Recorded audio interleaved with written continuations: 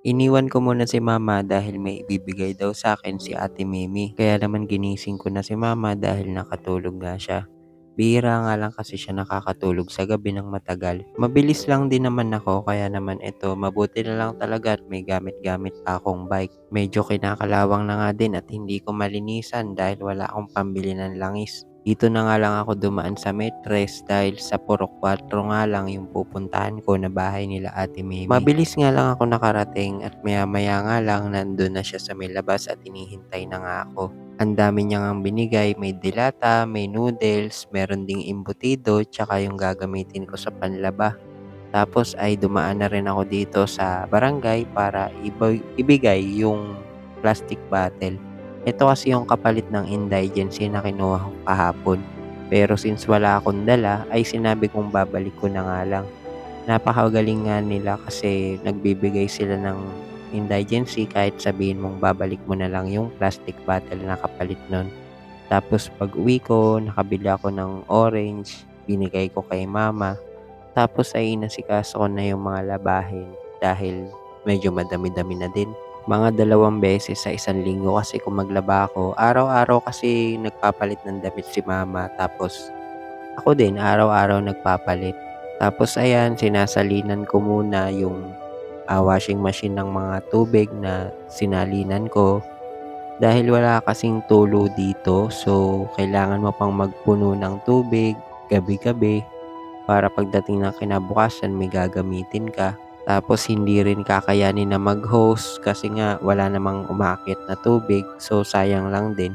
So ayun, multitasking habang hinihintay na nakasalang yung mga damit sa washing machine ay gagawin ko naman yung mga hugasin, magluluto, para nang sa gano'n kahit papaano nababawasan paunti-unti yung mga gagawin dito sa bahay. Kaya kung mapapansin niyo halos napakasaktuhan lang ng galaw ko, hindi mabilis, hindi rin mabagal. Mahirap na kasi dati kasi sinubukan ko. Talagang binilisan ko lahat ng gawain, tinapos ko lahat sa loob ng isang araw lang.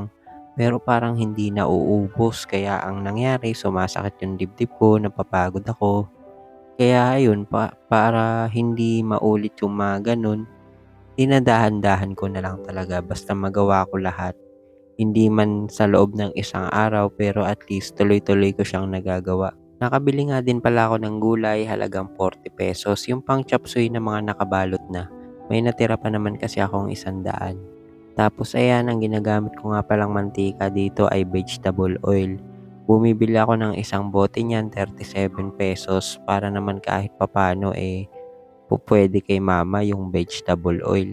Tapos eto nung makaluto ako, binigyan ko na nga yung tita ko ng pagkain. Tapos ayan, kami ni mama kumakain na din. Hanggang ngayon nga paralyzed pa rin yung kalahating katawan ni mama kaya kapag talaga meron yung nangangati sa katawan niya or gusto niya magtanggal ng isa pang damit, ayun, kailangan talaga ng katuwang. Bale, dalawa kasi yung sinusuot ni mama na damit. Yung isa kasi para 'pag mainit, so 'yan nakaganyan siyang suot. Tapos yung pangalawang damit niya pagka sa gabi mabilis na kasi siyang malamigan, eh. Kaya eto, kagaya ngayon, nagpapainit ako ng tubig kapag maliligo siya. So araw-araw din 'yan yung pagpapaligo ko sa kanya, pagpapainit ng tubig. Tapos habang nandun siya sa may CR, tsaka ko lilinisin yung sahig ng wheelchair niya, papalitan ko yung diaper, wawalisan, para hindi mapanghe kasi minsan tumatagas na yung ihi niya sobrang pagtitipid namin sa diaper. Tapos ito makalipas yung mga ilang oras pagkatapos ng lahat ng paligo, pakain, ito na nakapagsampay na ako ng mga nilabahan. So, yun lang muna guys, hanggang dito na lang. Salamat sa panonood. Thank you.